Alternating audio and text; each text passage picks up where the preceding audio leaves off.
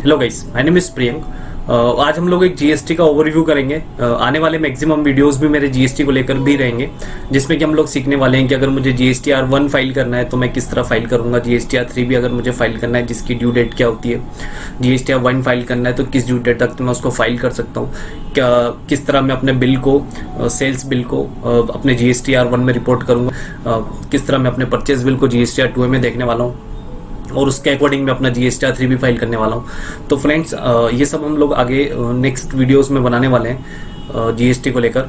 अभी जीएसटी के पोर्टल पे मुझे सबसे पहले जाने के लिए गूगल पे लिखना होगा gst.gov.in। तो ये पोर्टल कुछ इस तरह निकल कर आता है, जिसमें बताता है कि जैसे अगर मुझे कोई न्यूज़ और अपडेट्स देखनी है जीएसटी को लेके कि लेटेस्ट क्या न्यूज़ क्या अपडेट है, किस डेट पर कौन कौन सी अपडेट जीएसटी में आई है, तो मैं यहाँ से देख सकता हूँ। प्लस अपकमिंग कौन कौन सी ड्यू डेट से अगर मुझे जीएसटी का रिटर्न फाइल करना है, अगर मैं क्वार्टरली बेसिस पर फाइल कर रहा हूँ क्यूआरएमपी स्कीम के अकॉर्डिंग, तो उस केस में जो क्वार्टरली रिटर्न फाइल होते हैं तो उसमें जीएसटी की डेट क्या होती है, नेक्स्ट मंथ की 22। अगर मुझे जीएसटीआर 1 फाइल करना है मंथली बेसिस पे तो उस केस में जीएसटी की डेट क्या होती है, जीएसटीआर 1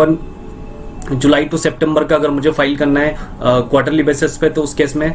जुलाई टू सितंबर के जीएसटीआर 1 की डेट क्या होती है, प्लस जीएसटीआर 5 की डेट क्या होती है, जीएसटीआर 6 किस केस में जाता है, जीएसटीआर 8 की डेट क्या होती है, वो मैं किस केस में फाइल कर सकता हूँ, जीएसटीआर 7 किसके लिए है, उसकी ड्यू डेट क्या होती है, प्लस वो जीएसटीआर 7 कौन फाइल कर सकता है, कंपोजिशन स्कीम के केस में क्या कंडीशंस होती है, प्लस अगर मुझे जीएसटी में रजिस्टर्ड होना है as a GST tax payer तो उस केस में रजिस्टर्ड कैसे, मैं कहाँ जाकर जीएसटी पोर्टल पे रजिस्टर्ड होता हूँ। अगर मुझे कोई अपने एरिया वाइज किसी जीएसटी प्रैक्टिशनर को फाइंड आउट करना है मेरे पिन कोड पर, मेरे एड्रेस पर,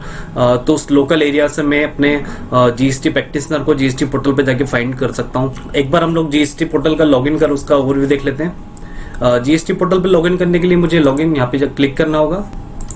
मुझे अपना यूजर नेम डालना है। जब भी कोई भी जीएसटी पोर्टल में रजिस्ट्रेशन के लिए अप्लाई करता है तो अप्लाई करने के बाद मुझे एक फर्स्ट लॉगिन यूजर आईडी और पासवर्ड मिलता है। जब मुझे first time login user ID password मिलता है जो कि मेरी ईमेल आईडी पर मुझे मिलता है, तो मैं यहाँ पे क्लिक हियर करके वो जब आईडी पासवर्ड डालूंगा फर्स्ट लॉगिन आईडी पासवर्ड, उस केस में आगे जाके मैं जीएसटी का अपना नया यूजर आईडी बना सकता हूँ प्लस नया पासवर्ड बना सकता हूँ। तो जीएसटी में जो मेरा नया यूजर आईडी पासवर्ड होगा मैंने उसके थ्रू मैं यहाँ पे लॉगिन करूंगा। यूजर आईडी मैंने अपने यहाँ पे डाला,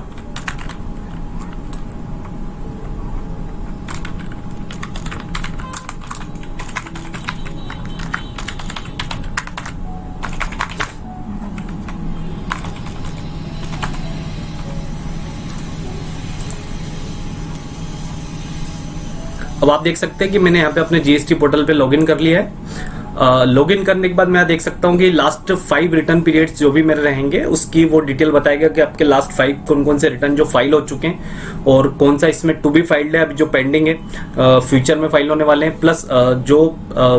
अगर कोई रिटर्न फाइल नहीं करा है तो वो भी यहाँ पर मुझे रिफ्लेक्ट होगा। जैसे कि यहाँ दिखा रहा है कि अप्रैल मई जून जुलाई के जो लास्ट के 4 रिटर्न थे वो मैंने फाइल कर दिए हैं, प्लस अगस्त मंथ की जो रिटर्न है उसकी नेक्स्ट ड्यू डेट जो भी है, जैसे कि 11 तारीख मेरे जीएसटीआर 1 की डेट होती है, प्लस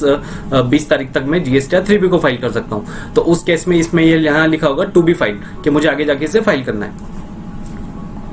ठीक है, अगर मुझे यहाँ पे देखना है कुछ टैब है,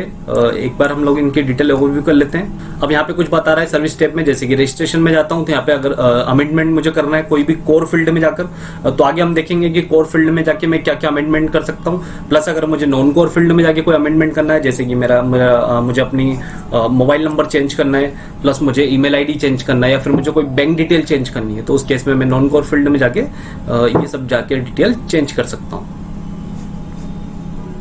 कुछ टेप्स है जो यहाँ पे दी हुई है जो बता रहा है कि अगर मुझे कोई भी